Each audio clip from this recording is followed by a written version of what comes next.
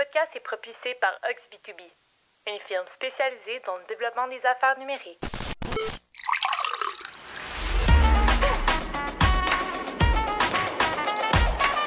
Bonjour et bienvenue au podcast B2B & Go, le podcast qui vous sert à chaque épisode une bonne dose des meilleurs outils et pratiques de vente et marketing B2B. C'est dans une formule pour emporter que Simon Deschênes et ses invités discutent des meilleures stratégies numériques et tendances de l'industrie, toujours sous le thème de la croissance des ventes. La table est mise pour vous présenter le B2B sous un nouvel angle. Bonne écoute!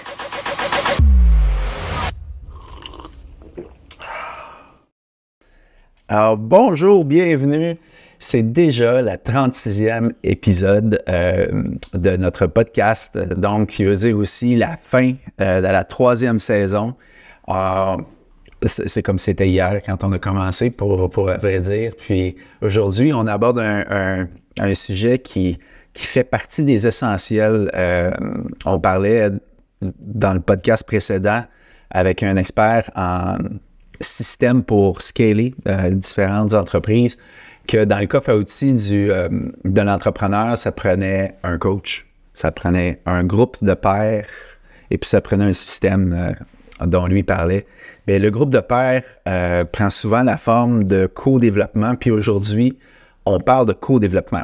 On en parle avec, non la moindre, ma facilitatrice, ma présidente de groupe de co-développement, Suzy Baudouin. Merci d'être là.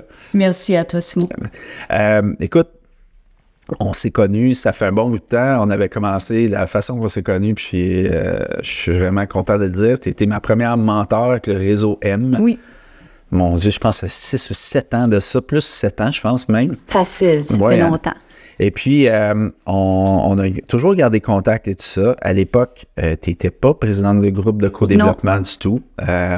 Par contre, tu avais un intérêt pour le mentorat.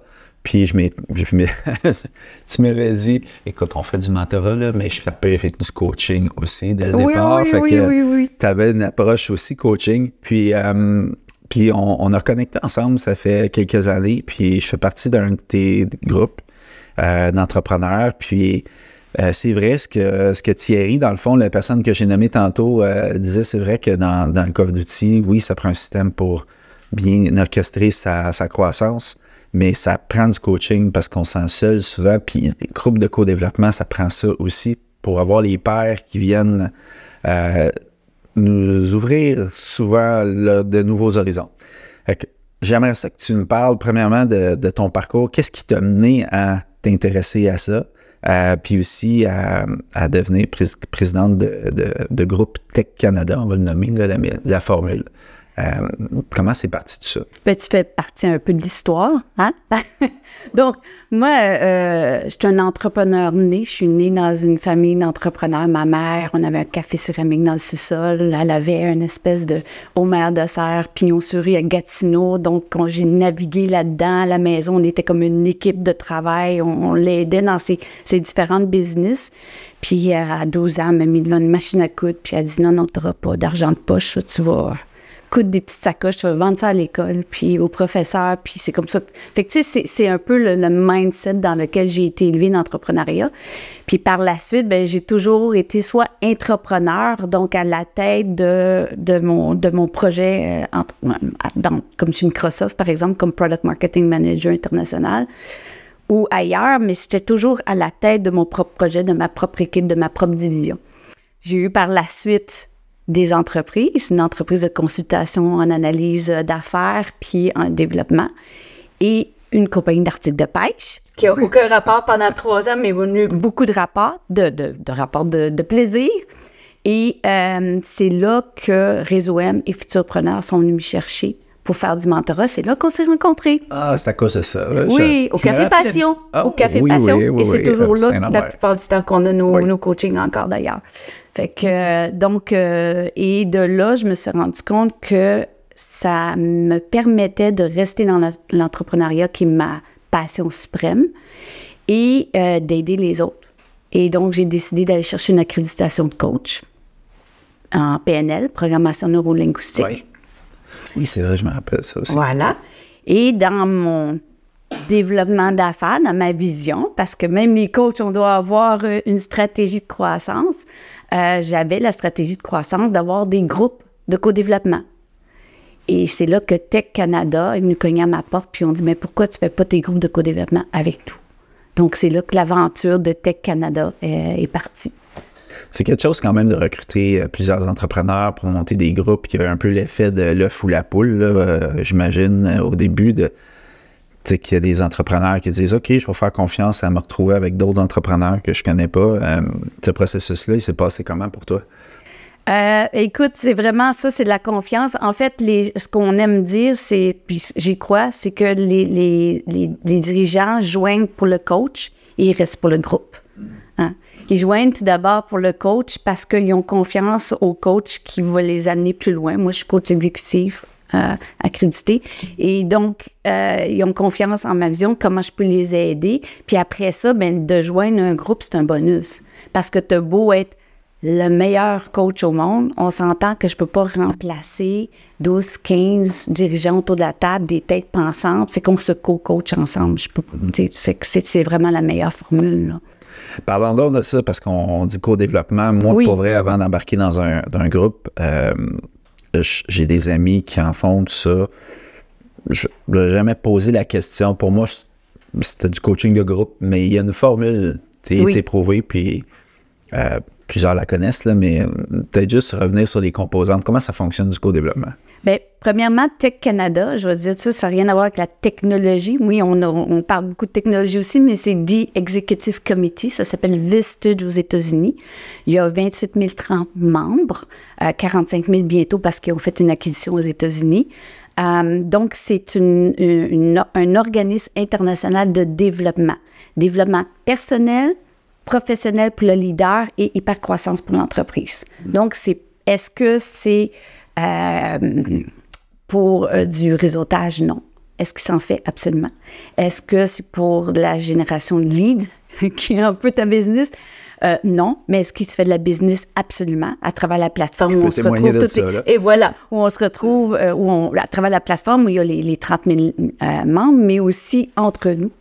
Donc, mais c'est vraiment du développement personnel, professionnel, pour amener le leader qui participe à être un agent de changement et un meilleur leader, de l'amener dans son plein leadership, puis devenir un agent de changement pour qu'il amène tous ses apprentissages, tout ce qu'il a appris autour de la table, des expériences des autres leaders, mais aussi à travers lui-même, elle va se rendre compte qu'il y a des ressources, puis il n'avait juste pas été grugé dedans à force du processus de questionnement.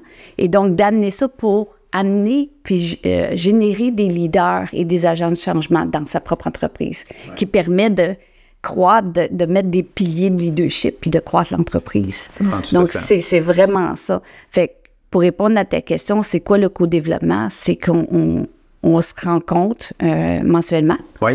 Et chacun amène un enjeu, un questionnement. Ça peut être... on se questionne sur un processus, sur une bonne pratique, on s'apprête à prendre une décision, on a pris une décision, puis on voit que c'était peut-être pas la meilleure, ou on veut mettre quelque chose en place. Donc, on amène ça à la table, et ça peut être autant au niveau des ressources humaines que stratégiques, que finances, que produits et services, que mise en marché, tout ce que tu peux penser qui pourrait arriver dans la vie d'un entrepreneur, puis on s'entend, il s'en passe des choses. Il y en a pas mal. Il y en a pas mal. Donc, chacun amène un enjeu et on traite cet enjeu-là avec la recette de Tech Canada qui est éprouvée depuis plus de 64 ans. Et ça fait des miracles, ça fait des petits miracles. On peut en parler de recette? On peut pas en parler, hein? C'est confidentiel. Des étapes, mais sans pas nécessairement parler, mais ce qui est intéressant, moi, ce que je trouve, puis je vais prendre la place de celui qui participe, de ta propre c'est qu'il y a une formule puis qui est vraiment codifiée par étape pour traiter l'enjeu. Puis faut respecter les étapes. Donc, tu sais, la fameuse phrase de questions, après ça, le fait que la personne qui a exposé son enjeu ne peut pas parler, doit juste écouter et écrire. Puis là, j'ai mélange pêle-mêle, pas besoin de passer tant dans la cuisine. Oui, on a les petits boutons pour remettre le monde à l'ordre. Ça fait vraiment ressortir de bonnes idées. Ça force aussi l'entrepreneur à écouter, Ouais. Moi, ce que je réalise aussi quand on arrive là, c'est que, puis tu as sûrement observé ça souvent, je suis pas tout seul, là, mais souvent, j'ai l'impression que je vais amener un enjeu, puis j'ai fait le tour de la question 800 fois, qu'il n'y a pas grand-chose qui va sortir autour de la table de plus, tu sais. Puis c'est souvent ça qui est le fun, parce que tu dis, ben, tu le fais une fois, 2 fois, puis ça amène toujours quelque chose de plus. Des fois, c'est pas l'idée du siècle qui va révolutionner la solution que tu as apportée à ton problème, mais des fois, oui. Des fois, c'est vraiment quelque chose qui était dans un angle mort que tu n'avais pas vu du tout. Oui. Fait que ça, c'est la formule, je trouve qu'elle vient amener ça. T'sais. Puis des fois, ça fait juste confirmer que tu es sur la bonne voie. Parce que quand tu es à la tête, en anglais, on dit « it's lonely at the top ». Quand tu es à la tête d'une entreprise, toute ton équipe, les membres de ton équipe s'attendent à ce que tu aies les meilleures décisions. C'est toi qui prends les décisions, puis que tu es super intelligent ou intelligente, puis tu vas toujours prendre les meilleures décisions. Mais c'est dommage, mais ça reste un humain. Donc, ben dans mon cas, c'est vrai, là, c'est sûr. Donc, ça reste un humain qui est à la tête. Et puis, on peut se sentir très, très seul. Il y a beaucoup, beaucoup de pression. Le hamster roule à 500 000 à l'heure. Fait à qui tu vas parler? Tu vas parler à ton conjoint, ta conjointe, correct, mais est-ce qu'ils comprennent ta situation? Peut-être pas 100%. Tu vas parler à quelqu'un qui est dans ton industrie, c'est parfait, mais tu navigues sur la même route. Tandis qu'avec le groupe, c'est comme si tu étais... Je te disais, viens-t'en, on va prendre le petit rang de campagne. On va aller voir les choses autrement. Parce qu'il faut comprendre que dans la formule de co-développement, il y a un siège dédicacé à chaque type d'industrie. Je ne peux pas avoir 2 entreprises autour de la table qui font la même chose, même si c'est juste un petit peu de l'expérimenter. Je vais vous poser la question, est-ce que cette personne-là, cette entreprise-là touche de près ou de loin ton entreprise? Si elle le touche, c'est non. Oui, parce effectivement, on ouvre les livres, là, dans le fond. On est très, très honnête. Là, oui. Effectivement. Ça se ferait mal avec ton compétiteur, par exemple. Voilà, ou même quelqu'un de l'industrie qui touche un peu, tu ne mettrais pas tes tripes sur la table. Donc, c'est un sanctuaire où le leader peut dire les vraies affaires qu'il n'a peut-être pas l'opportunité de dire ailleurs, à qui que ce soit. Puis, en même temps, qu'il y a des CEO, des leaders, des présidents, des DG autour de la table qui savent exactement c'est quoi être dans ton siège. Donc, ils comprennent c'est quoi être à la tête d'une entreprise avec tout ce que ça vient avec. Mais en même temps, ils t'amènent d'autres perspectives parce qu'ils n'ont pas la même entreprise que toi. Oui, puis ils ont vécu des problèmes, pas dans l'ordre nécessairement, mais voilà. Autrement. Puis, justement, parlons-en, c'est quoi les enjeux les plus populaires, les plus fréquents? Là, ceux que tu as vus, là, tu reviens le soir, là, tu parles à ton mari, là, puis tu te dis, hey, encore cet enjeu-là, c'est pas vrai. Devine. Je sais pas. Bon, c'est sûr que les dirigeants sont très, très, très fatigués. On a vécu la COVID, on a vécu la grande démission, on a vécu le virtuel, pas virtuel, on a vécu plein de choses. Là, maintenant, c'est la récession. Donc, il y a toujours des enjeux, il y a souvent des enjeux ressources humaines. Donc, de gestion d'équipe, de gestion d'une personne clé ou X dans l'entreprise. Il y a souvent des enjeux comme ça. Dans des moments comme ça aussi, plus l'entreprise croît, elle tombe sur des paliers de croissance. Là, il y a toujours des enjeux pas toujours, mais souvent des enjeux de cash flow. Puis c'est normal. Les gens disent, pourquoi j'ai un enjeu de cash flow? Mais parce que tu grandis. Fait est-ce qu'il y a une partie qui est prévisible? Oui, absolument. Ça, c'est la partie stratégique. Fait que c'est de travailler la partie stratégique des enjeux de cash flow, etc., pour s'assurer qu'on n'a pas les œufs dans le même panier, puis qu'on ne se met pas à risque parce qu'on compte sur un client qui nous amène à 60% de notre business, par exemple. Donc, il y a souvent des enjeux de cash flow, il y a souvent des enjeux de ressources humaines, des enjeux de stratégie de marché. Qui on va voir, à quelle porte on va cogner, avec quel produit, avec quel service, tu sais, selon Statistiques Suzy Baudouin incorporées, là, je dirais que 80-90% des entreprises sont parties de façon opportuniste. Ouais. Mais il y en a beaucoup qui restent opportunistes. Puis la manière qu'ils ont pensé l'entreprise, puis qu'ils l'ont parti le jour X, puis ce que c'est devenu 2-3 ans plus tard, ça a changé. Et donc, moi, j'aime bien faire un retour vers le futur, c'est-à-dire prendre une photo ici maintenant de l'entreprise, puis de revoir tout avec eux. Moi, j'arrête pas de cogner le micro, je m'excuse. De revoir tout avec eux. Ouais. Parce que, puis de faire comme une planification stratégique, puis un lac à l'épaule avec leur équipe et tout ça, puis de vraiment revoir, dire, OK, ça, c'est comment tu l'as pensé, ça, c'est ta réalité aujourd'hui. Est-ce que tu as encore les bons clients? Est-ce que tu as encore la bonne stratégie? Est-ce que tu as encore les bons produits? Est-ce que tu les sers de la bonne manière? Est-ce que tu... Fait qu'on revoit un peu tout. Fait que ça aussi, c'est quelque chose qui revient souvent. Un des enjeux qui revient souvent. Souvent. Y a-tu un... C'est quoi le bon moment, un entrepreneur qui se pose la question, est-ce que c'est fait pour moi? Parce que je me pose la question, est-ce que c'est fait pour moi, un groupe de co-développement? Est-ce que je suis trop green? Est-ce que je suis dans une business trop bizarre? Est-ce que, je sais pas. Non, mais tu sais, une question de chiffre d'affaires, une question de mindset, j'imagine. Fait que, comment tu dirais, c'est quoi le profil, dans le fond, qui fonctionne là-dedans? Ou qu'est-ce qui marche pas? Quand ça fait 2-3 ans et plus que tu as ton entreprise, tu es à la tête d'une entreprise, que tu l'as acquise ou que ce soit toi qui l'aies montée de haut en bas, puis que là, tu commences à te buter contre des enjeux, puis que tu commences à plus faire autant d'argent. Ouais. Tu es peut-être même à perte un peu, ou tu commences à être sur le plateau. Là, c'est vraiment un bon temps parce que tu as des employés, tu as du vécu, tu as de l'expérience. Puis là, tu as des enjeux de croissance. Puis ça, des enjeux de croissance, moi, quand quelqu'un arrive et dit « Hey, j'ai ça, je dis « Wow, c'est une bonne nouvelle. » Ça veut dire que ça va bien. Parce que tu n'aurais pas ces enjeux-là si tu ne serais pas en croissance. Non. On aurait une autre discussion. OK? Donc, quand tu as des enjeux de croissance, je pense que c'est là le temps de venir chercher un accompagnement de groupe comme ça. Puis, ce que j'entends souvent, c'est que les gens vont dire...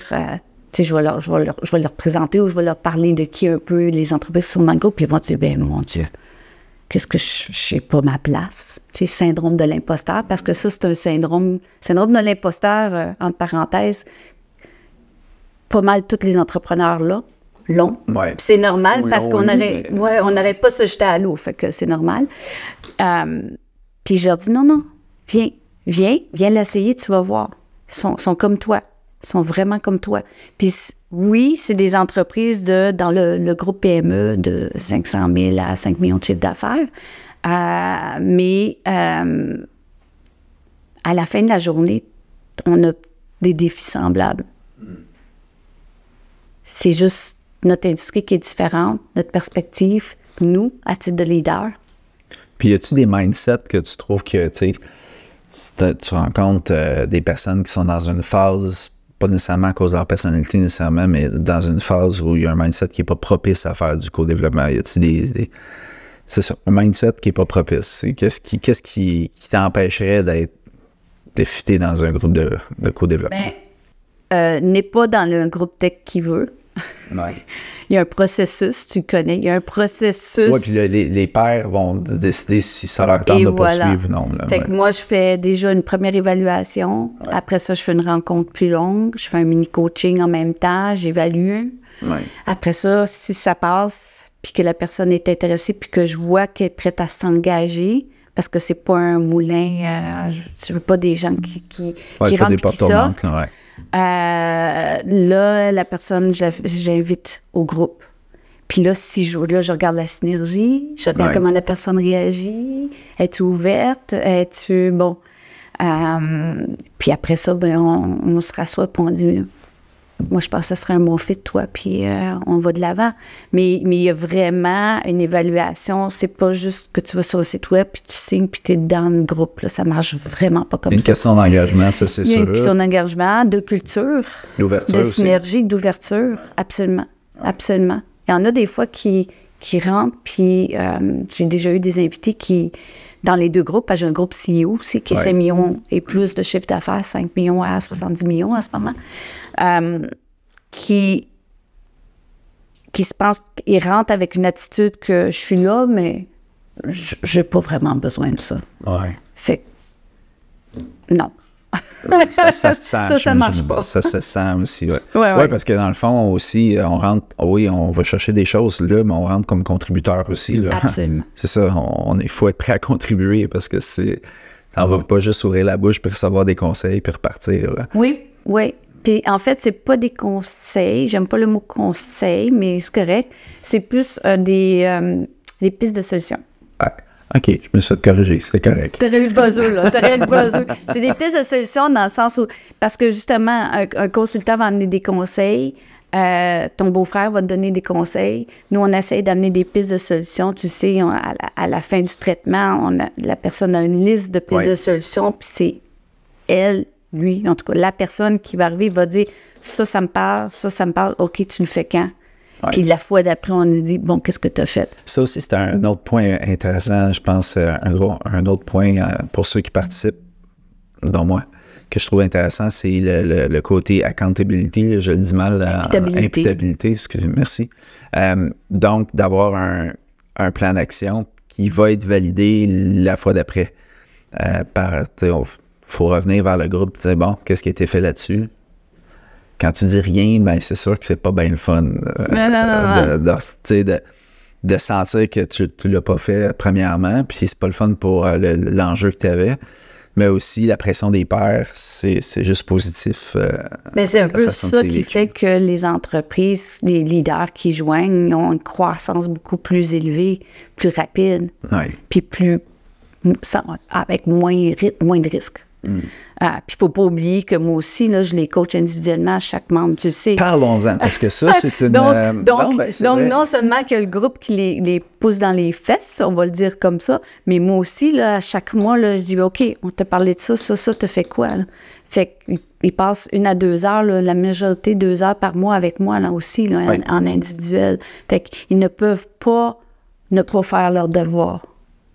Non, puis ça vient vite un mois. Oui, ça vient vite. Je peux en témoigner. La place du coaching, tu sais, peut-être nous expliquer la position de Tech là-dessus. Il existe d'autres groupes de co-développement, là, sans nécessairement les nommer, mais vous n'êtes pas les seuls sur le marché. Non, on est les meilleurs. Bien sûr. Mais il y a une distinction, je pense, quelque chose qui vous démarque, c'est que justement, il y a un coaching individuel qui est à faire aussi. Puis la place, la raison du coaching là-dedans, est-ce que tu as connu? Pourquoi ils ont rajouté cet ingrédient-là en particulier? Si je reviens au départ, ce qu'on parlait au départ, c'est que c'est un organisme international de développement personnel, professionnel et de croissance pour l'entreprise Hypercroissance. Fait qu'il y a 4 piliers officiels, puis moi, j'aime en rajouter un 5e. Le premier pilier, c'est quoi? C'est le coaching individuel. Oui. Avec moi. Avec le leader, le président de groupe. Pourquoi ils l'ont rajouté? Parce que c'est une chose de faire du co-développement, mais justement, on veut s'assurer que Tech Canada s'est rendu compte au fil des années, parce que ça fait quand même beaucoup d'années que ça existe, puis dans beaucoup de pays, on veut que ça perdure. On veut pas que quand la porte est fermée au bout de la journée, qu'on passe ensemble, qu'il n'y a plus rien, là, que silence radio, puis tu laisses le leader à lui seul. Fait que c'est vraiment l'engagement, le commitment, puis l'accompagner dans ces pistes de solutions. Parce qu'il est arrivé, comme tu as dit, avec, OK, mon plan d'action. Mais là, après ça, moi, mon rôle, c'est de l'accompagner dans son plan d'action. Parce que ce qu'on fait ensemble, c'est le savoir dans le groupe de co-développement. Ouais. On aide les gens à savoir ce qu'ils ne savent pas. On identifie le quoi. Le quoi, voilà, c'est ça. Puis après ça... Puis le pourquoi aussi, mais le comment... Et voilà. Là, dans le groupe, puis après ça, avec moi, c'est le savoir-faire puis le savoir-être. Fait que c'est ça. Le coaching est là pour adresser le comment. C'est les 3. Oui. C'est les 3. Oui. Puis le savoir-être, c'est-à-dire comment toi, tu sais, de leader, comment tu agis, comment toi-même tu pourrais saboter ton succès, le succès de ton entreprise. Là, je t'envoie une belle courbe. Là. Vas-y. Le PNL là-dedans, en quoi ça t'aide à faire la programmation neurolinguistique. Oui. Premièrement... Moi, là, ça fait ésotérique un peu. Je te le dis d'entrée de jeu, on dirait que ça... C'est la science comportementale. OK? Fait qu'il y a plusieurs aspects. Oui, je peux lire le non-verbal. OK? Je te regarde depuis tantôt. Non, je peux lire le non-verbal. Puis j'apprends d'ailleurs à chacun des leaders à lire le non-verbal, comme tu sais. Mais aussi, ce que ça permet de faire, c'est que ça permet d'aller à la source des défis. Fait que même si tu as un plan d'action, qu'est-ce qui fait que tu le fais pas? Qu'est-ce qui fait que toi, tu n'arrives pas à le faire à ton directeur ou à ton chef des opérations ou à ta personne de ressources humaines ou à un membre de ton équipe? Qu'est-ce qui a fait que les gens te suivent pas? Qu'est-ce qui fait que ça s'arrête là? Fait que c'est comme je dis, c'est une chose, le PNL, c'est le savoir-être. Puis ça aide aussi au savoir-faire. Ça aide si tu fais juste du savoir puis du savoir-faire, puis t'aides pas l'humain à comprendre qu'est-ce qu'il a besoin pour faire. Donc, dans les interactions, par exemple, avec l'entrepreneur, quand il revient dans sa business avec ses employés, avec ses dirigeants, ses personnes clés, c'est la façon, tes aides dans la manière d'écouter, dans la manière de communiquer, dans la manière d'interagir. Toutes les compétences de leadership. S'il y a des nœuds, t'aides à faire un petit peu ça. C'est la PNL qui t'aide dans cette partie-là. Toutes les 7 compétences de leadership. Là-dedans, il y a de l'écoute active, il y a de la communication, il y a... Écoute, là, j'ai un blanc, mais... Non, mais je t'envoie une belle courbe là-dessus. Oui, mais il y en a 7, là. Parfait. Mais non, ça m'intéressait parce que ça vient compléter, tu sais, je trouve que ton expérience à occuper des différents postes, ton expérience d'entrepreneur, plus les connaissances que tu as été chercher, la formation tech, puis PNL, je trouve que ça complète bien le bouquet que tu as à offrir. Puis, mais ça rend la démarche riche aussi. C'est quelque chose. Puis c'est vrai que ce que Thierry dit dans l'autre épisode, ça doit faire partie, je pense, instinctivement, comme tu disais, on est seul au sommet, on cherche de l'aide. Moi, j'ai toujours fait ça. En partant avec ma première mentor coach, j'en ai eu d'autres par la suite. J'ai pas eu vraiment de moment où j'étais tout seul. J'allais chercher cette aide-là. Instinctivement, je savais que j'avais besoin de quelqu'un d'autre pour bouncer des idées. Mais après ça, la structure, co-développement, coaching, est vraiment intéressante, je trouve, pour faire évoluer la business. Puis merci beaucoup de nous partager aussi ça avec nous autres.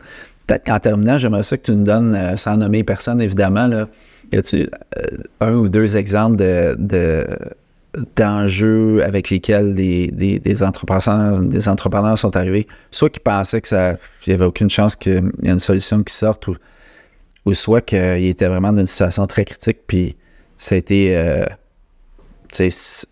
un breaking, un point de rupture là, à dire, ça a été incroyable l'input qu'ils sont allés chercher par rapport à ça. Bien, je pourrais penser à plusieurs. Un qui me vient en tête, je vais t'en nommer 2 un peu différents. Ouais. Un qui est au niveau de la stratégie de marché. Donc, un des membres cherchait à aller chercher plus de clients, puis d'aller chercher un petit peu sur la compétition aussi dans le marché. Et donc, puis le choix, c'était de potentiellement ouvrir une nouvelle division. Donc, on a aidé ce membre-là à restructurer complètement son équipe pour créer une division, puis toute la communication, la stratégie, comment évaluer, comment créer, quel marché, comment aller chercher tout ça, pour que cette personne-là puisse se dégager, puis par la suite, léguer la passation de l'entreprise à son repreneur aussi. Donc, on a fait tout ça ensemble, puis ça s'est fait sur plusieurs coachings, bien sûr, puis sur plusieurs rencontres de groupe, mais, tu sais, au départ, cette personne-là est arrivée, puis elle ne pensait pas nécessairement qu'on allait arriver avec quelque chose de complet. D'aussi ficelé. D'aussi un plan d'action extrêmement concret et complet. Ouais. Fait que dans le fond, il a amené des enjeux toujours dans la même direction, là, pour ce gros enjeu-là, il y a eu des sous-enjeux. Mais il y avait des sous-étapes, des sous-enjeux à chaque fois pour évoluer l'enjeu principal. Fait que ça en est un exemple. Un autre exemple que je pourrais te donner, c'est au niveau... un autre membre cherchait, on sait en ce moment avec les pénuries de main-d'œuvre, tout ce qu'on a vécu, hein, c'est pas facile. Puis là, il y a la guerre la guerre des prix, la guerre des salaires, puis on a quand même un maximum qu'on peut payer nos employés. Hein? Le budget n'est pas illimité. Et donc, on est toujours à la recherche, les leaders sont en recherche de façons différentes de garder l'engagement des employés, puis de les garder heureux, de les aider à croître, mais ils n'ont pas une bourse illimitée non plus. Donc, on a brainstormé, on a aidé un des membres à créer tout un nouveau programme complet pour donner des parts de l'entreprise. OK. Puis aussi comment on pourrait dire ça, pour partager les bénéfices à la fin de l'année. Puis ça a donné des sommes assez alléchantes à chaque employé à la fin de l'année. Fait que c'était un beau succès. Mais ce membre-là, entre autres, c'est un membre que tout le monde le regarde parce qu'il est très avancé, très avant-gardiste. Puis, il nous l'a jeté comme ça en s'attendant pas trop qu'on puisse l'aider. Puis, on a tout monté le dossier avec lui. Puis, même ce qu'on a fait, c'est qu'on a fait 2 rencontres, parce qu'on fait ça aussi. On fait des rencontres à l'extérieur, des rencontres officielles de groupe pour travailler le dossier avec lui. Fait que c'est pas juste l'entraide pendant les rencontres de co-développement, on s'aide à l'extérieur aussi. Puis c'est pas juste non plus des solutions qui sont générales et abstraites, mais ça va dans le précis, là, quand on parle de c'est dans le très, très concret. C'est super intéressant. Toujours. Moi, j'ai assisté aussi à certains débloquements de solutions intéressantes qui étaient hyper créatives puis vraiment bien ficelées, parce que c'est ça, les membres, ils ont une expérience. Quand ils ont vécu le même problème, qu'ils ont passé à travers dans les 18 étapes pour le solutionner, on est des entrepreneurs, ça va vite. Hein? Ah ouais, quand on donne la solution, mais shoot, ça touche l'achat-acquisition, ça touche toutes sortes de parties. Écoute, Suzy, un méga merci de nous avoir partagé tout ça aujourd'hui. Je pense qu'avec la rentrée, c'est un peu le back to school en septembre. Je trouve que c'est souvent le moment d'été, c'est souvent le temps, ça doit arriver, hein, des nouveaux membres qui s'intéressent à... on reprend, puis c'est un peu comme le début de l'année, il y a 2 moments charnières là, où on se pose des questions, on essaye de réaligner le dernier droit de l'année là-dessus. Je trouve que c'est un sujet important. C'est important d'être accompagné, c'est important de ne pas rester tout seul. Co-développement, moi, j'y crois beaucoup. L'approche, le coaching aussi. Merci d'avoir partagé comment ça fonctionne, parce que c'est le fun de lever le voile un peu là-dessus. Puis évidemment, on partage toujours notre checklist. Pour te rejoindre, tu es très présente sur LinkedIn. On va partager tes coordonnées, tout ça. Si les gens veulent te rejoindre pour en connaître davantage, comment ils pourraient faire partie d'un groupe, là, ça va me faire plaisir de le partager. Un gros merci. Merci. Merci beaucoup.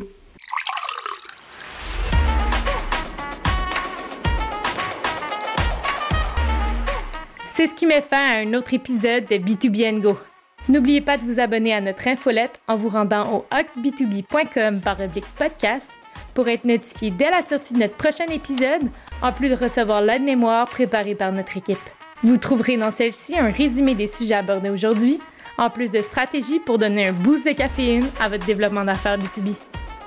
Rendez-vous le mois prochain pour un tout nouvel épisode. À bientôt!